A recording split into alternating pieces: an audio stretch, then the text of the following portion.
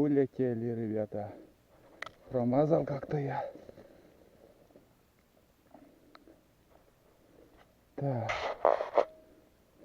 Короче, улетели все. Штуки 5, наверное, их было, кряквы. И так получилось, что я не попал, видимо. Или подранил. Как-то вообще. Вон внутри какая стена. Такая, как сказать, небольшой участок, такого окошечка было. Через него я выстрелил. Но, думаю, подранил одного. Там 2 штуки рядом сидели, но в них стрелять не стал. Уже там вообще стена. А здесь более-менее одна утка была видна. Но, как поняли, уже все. В принципе, он как-то отлетел и на середину озера еще садился. Ну, улетела кряква. Вот такое место они выбрали. Я сперва там заметил, оттуда. Они здесь. Так. Где-то, наверное, вот тут они сидели, а они уже перешли вот на это место. Они, наверное, меня все-таки услышали, хотя я шел тихо.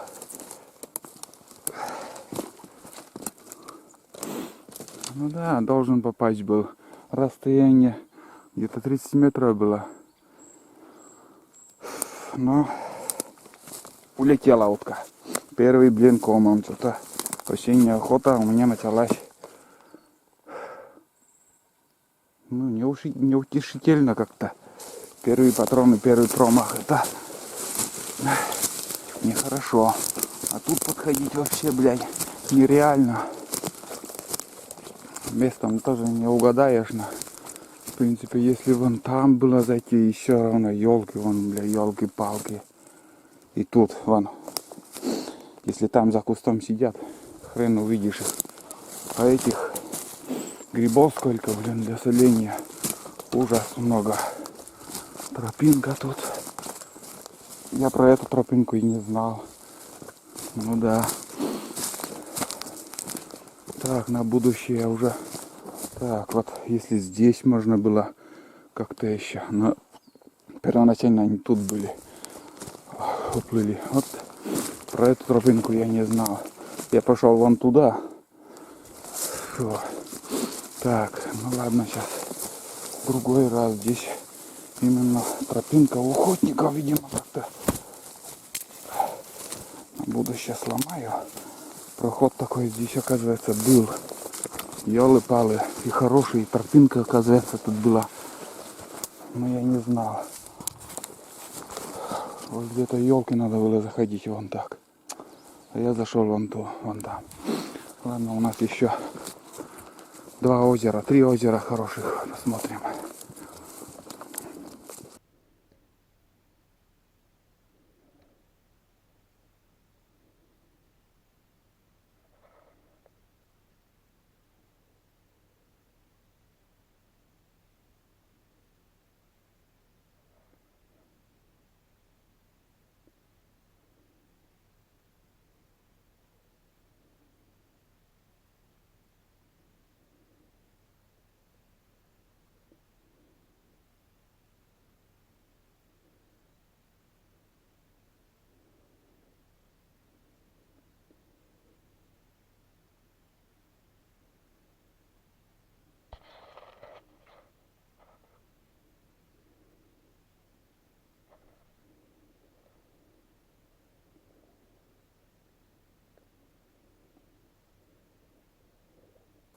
Короче, улетели 3 утки.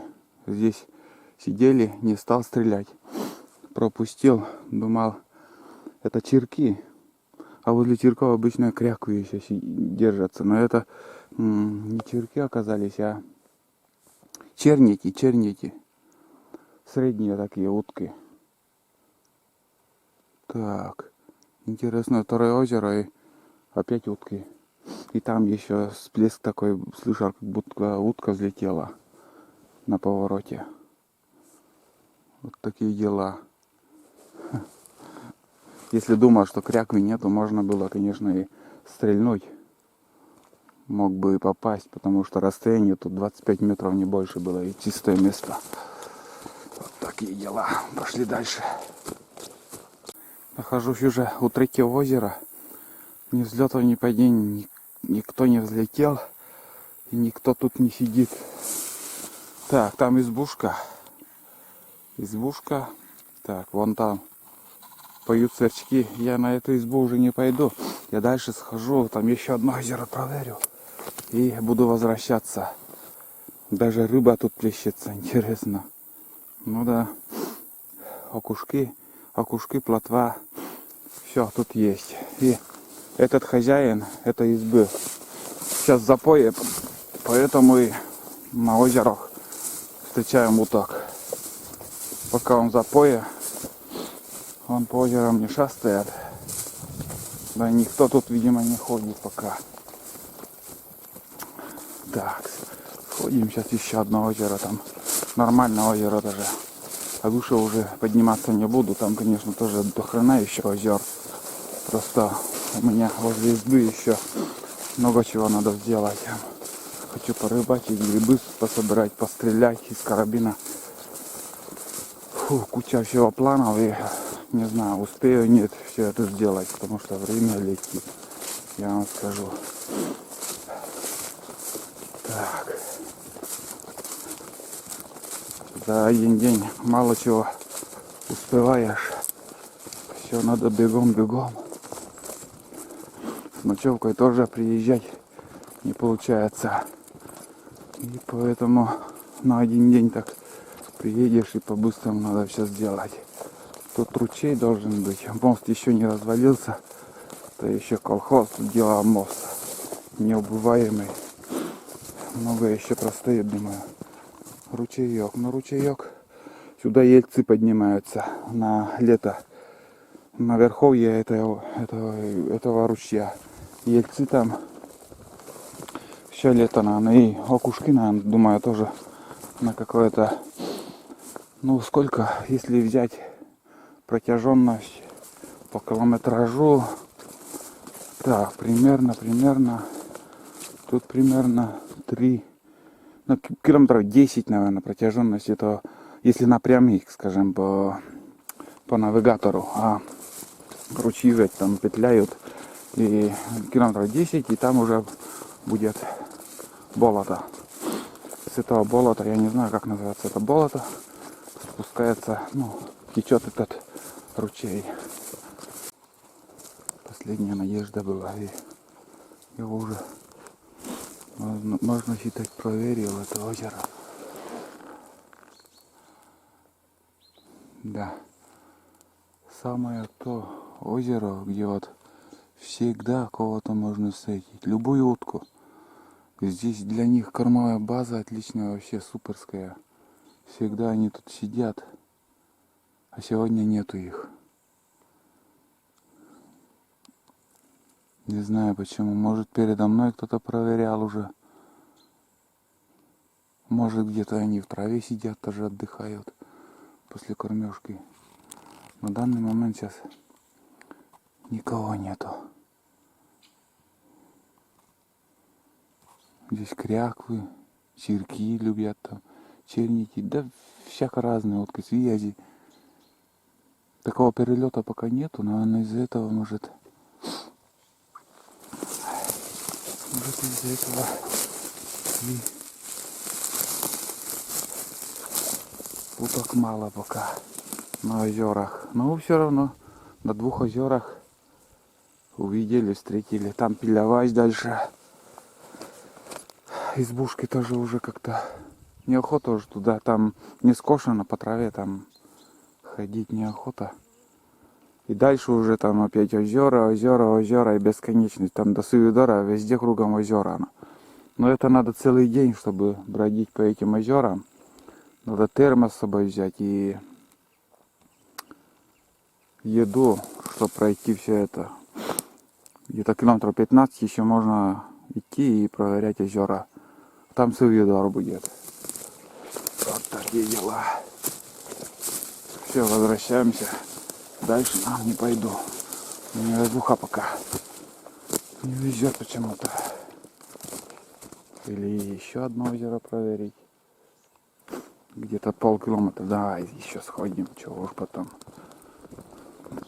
Так. Да, сходим. За Сувидором потом Боровая. Ну, эта дорога, вот эта дорога идет где-то 40 километров. 40 километров. Там Боровая будет. И от Боровой там уже начинаются зыковские вырубки. Там узкоколейки. Но туда уже дальше Борового я не ездил, не ходил. Ну, дорога эта зарастает, но конец озера там. Дорога зарастает, но на этих, карахатицах можно доехать. Потому что еще есть дорога. Не знаю, сколько лет прошло уже, там последний раз вырубали лес. Не помню уже, не могу вспомнить. Все хочется тоже до Борового как-то просто поход сходить.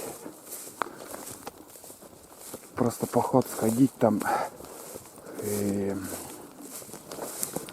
поснимать там у Ладанова там избушка Александр Васильевич. Уже, конечно, умер, там нет его живых, но избушка там еще у него стоит. Хороший мужик был у нас из рук. Да Республики его знает, половина. Все спортсмены. Вот. И вот надо решиться как-то за день туда можно дойти 40 километров, пройти можно, не спеша, так в спокойном темпе. И сейчас тем более до Тудова поднимался тоже Каракатица. Такая колея должна быть. Но он сейчас проехал по Зимнику, думаю, потому что здесь следов нету. По Зимнику он проехал и протоптал вот эту траву.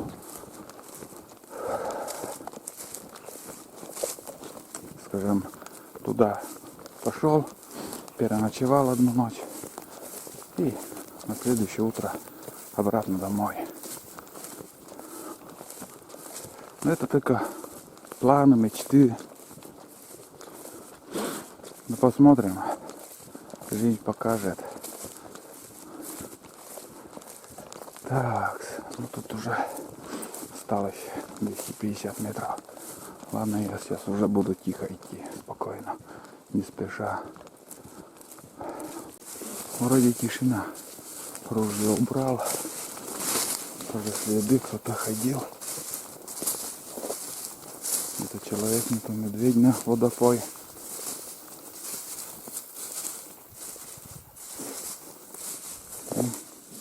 Всплеск. Или андатра, или щука. Вон, смотрите, это даже неплохой всплеск. Я вам скажу.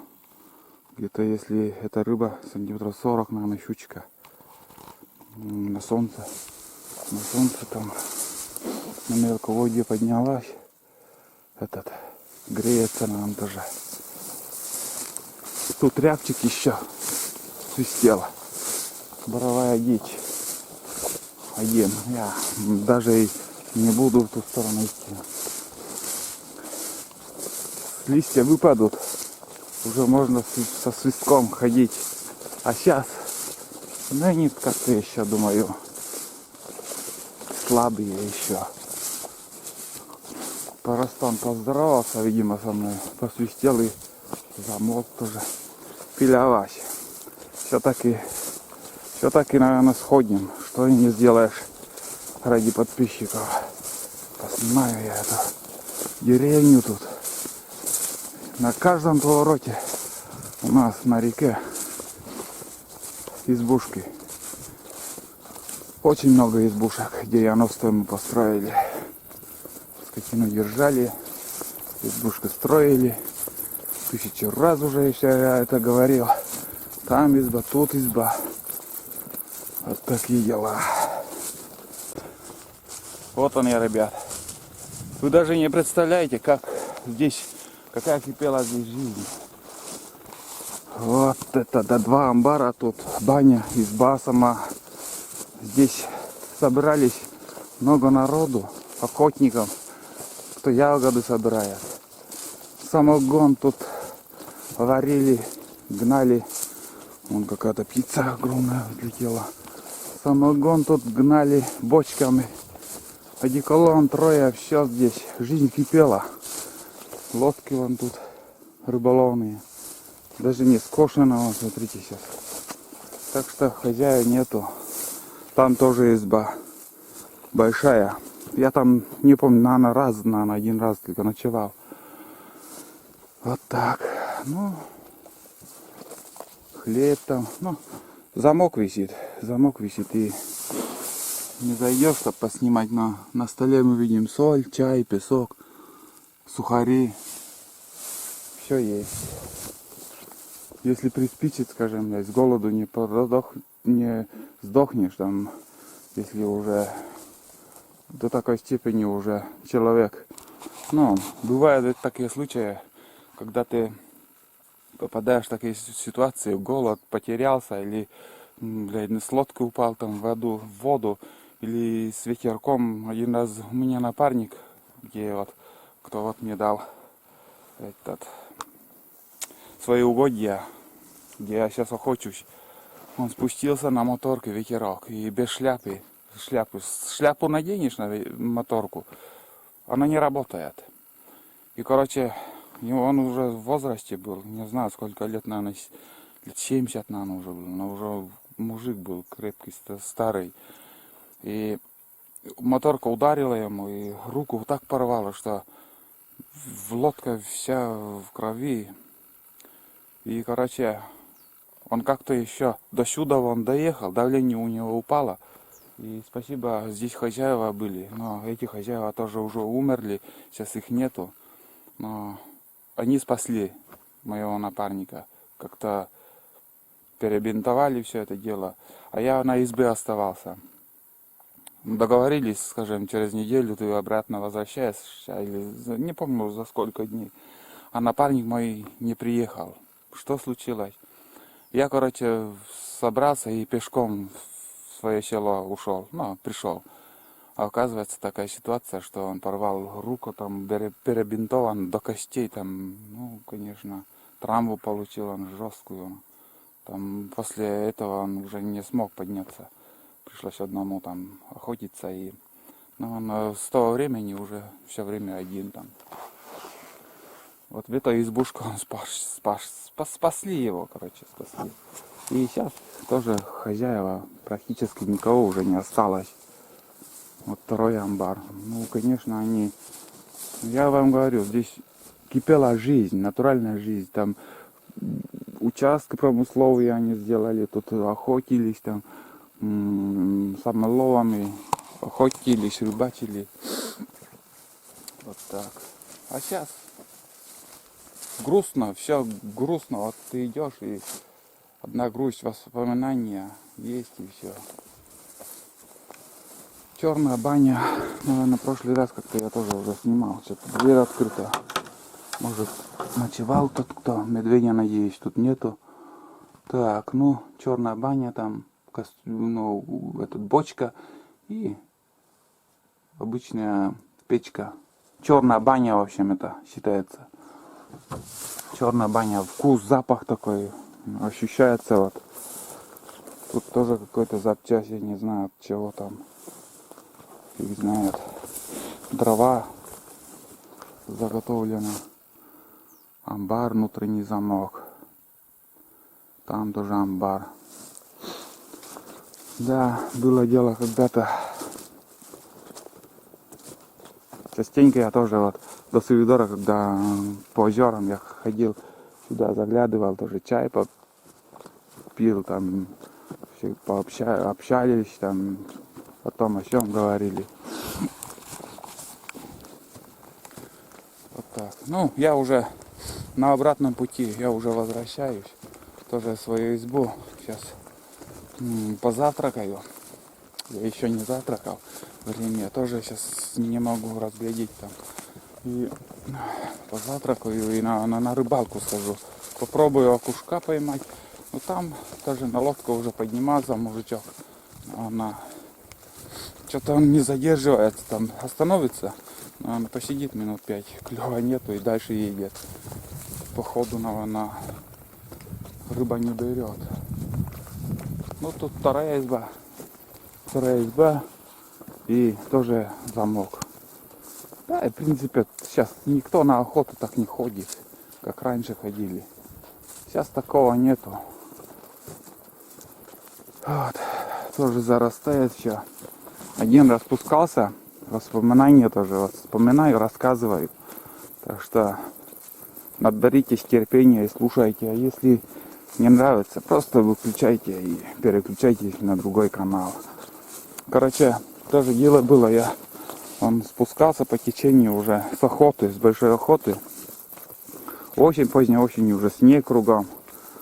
Но река открытая еще. И вот ты смотришь на реку и внимания не обращаешь, а здесь вот, именно вот тут, где-то